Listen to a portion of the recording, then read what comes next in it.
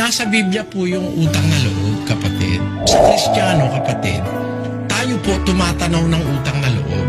Pero kung tayo gumagawa ng mabuti, hindi po tayo nagpapatanaw ng utang na loob. Kasi, alam nyo, kung gagawa ka ng mabuti sa tunay na diwa ng Biblia, ang Diyos ang nagkakautang sa iyo eh.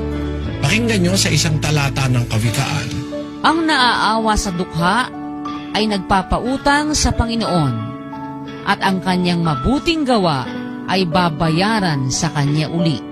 Kita nyo, ang naaawa, ang wika sa dukha, ay nagpapautang sa Panginoon. So, kung halimbawa, ginawan mo ng mabuti yung isang dukha, huwag mong asahang yung dukha ang magbayad sa'yo. In the first place, dukha yun, paano kanyang mababayaran?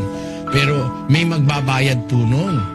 Nagpapautang ka sa Panginoon. Kaya kami po sa aming paniniwala, kung gumawa man tayo ng mabuti, hindi natin dapat ipautang na loob